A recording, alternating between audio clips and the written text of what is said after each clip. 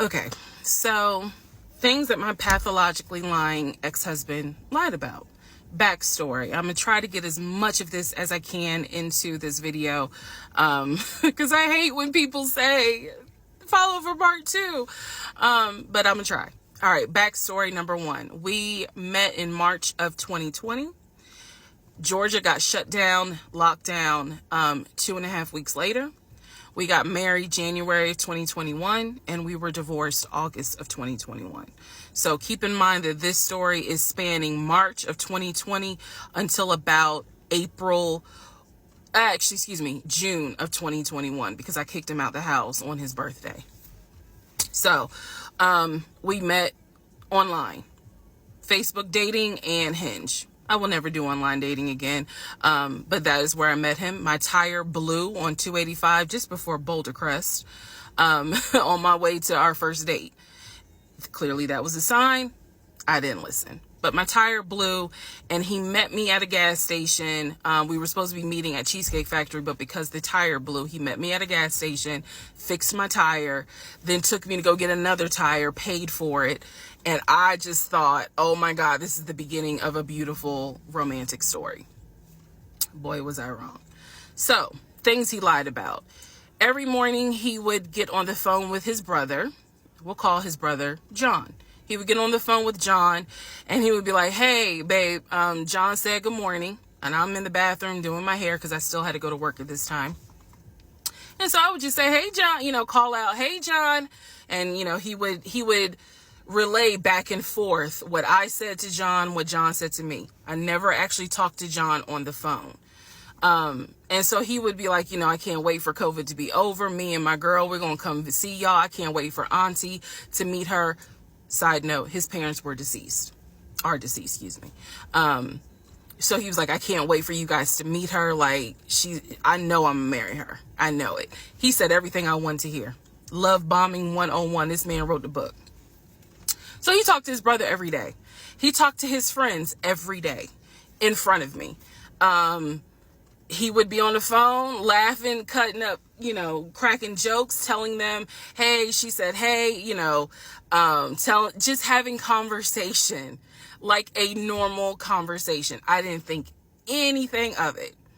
It wasn't until he got kicked out of my house in June of 2021 that I found out every single phone call was made up. He was never on the phone. I don't know. Those of you who are watching, you're probably like, there's no way.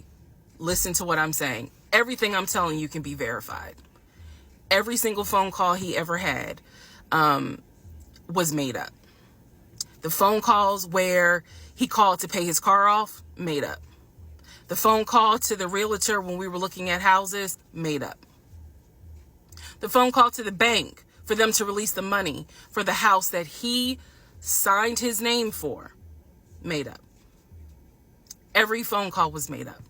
His brother, every day, he and his brother had not spoken since 2015 when his mother died. I found that out later on. He made up every phone call. He had no friends, but yet every phone call would be my friend this, my friend that. The second lie, his job.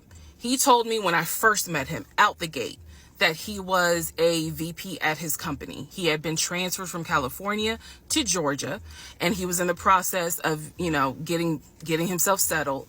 He was looking to buy a house. His job was VP of a major condiment company. I won't say the name because I don't want to get sued. But he said that his job was VP at that company. It is fair to note he paid every bill. He paid all the bills. He gave me spending money.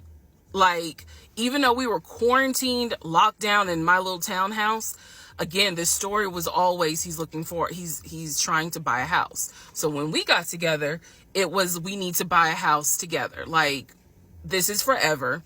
We're going to have a family. Let's go ahead and find a house. So the lie is that he was a VP at his company. And he maintained that lie every day. Truth is, he was a temp. He called me from work all the time. I may have to make a different video to explain how he was able to lie with the work stuff. So he would call me and he would pretend to reprimand employees who couldn't see that he had a Bluetooth thing in his ear. He would pretend to reprimand them in front of me. He would pretend to take phone calls from the company president who needed his help on something. He forged emails that he showed me from the company president asking him, you know, we need to get this up and running. We need to do this project. We need to do that. It is scary how brilliant he was and how much energy he put into the lie. But he was a temp. He was a temp forklift driver. There's nothing wrong with a forklift driver. But he was pretending to be a VP. Third lie, housing. He told me he was looking to buy a house. We got together and we started looking at houses. I found a beautiful 5-bedroom, 6-bath house in Smyrna, Georgia that was gorgeous. It was brand new construction build, and I love the house. The house was listed for $699,000. He showed me paperwork from Chase Bank saying that he was approved for a mortgage for $750,000. Yeah. I watched as he put in an all-cash offer on this $699,000 house.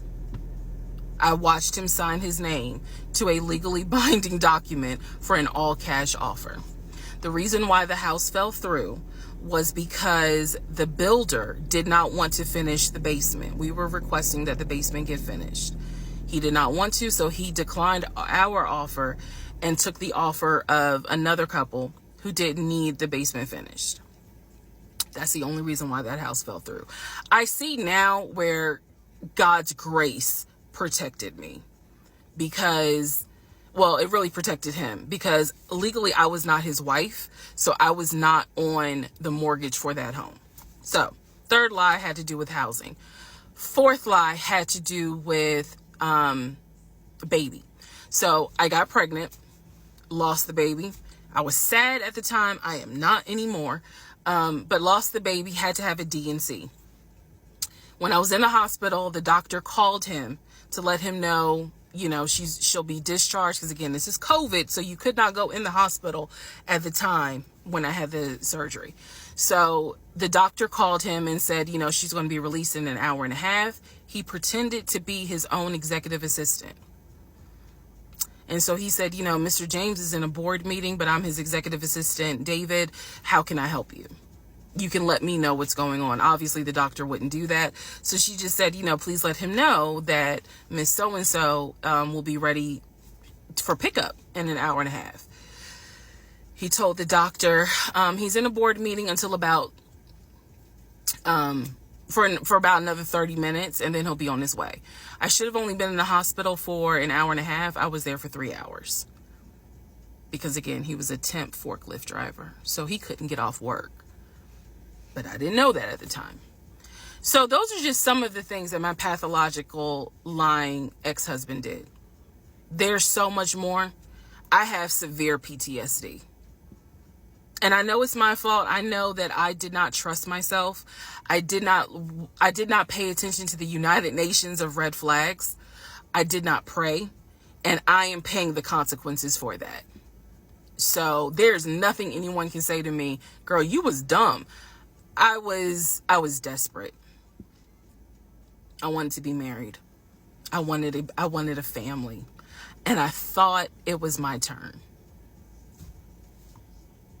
And instead, I got pulled into something my brain could not even comprehend. And guess what, guys? What I just told you, it's only 5% of the story. So yeah, let me know if anybody knows somebody at Lifetime. And also, if any of you got any sort of gift cards for Stella Rosa Black, I'll take those as well. That's my story.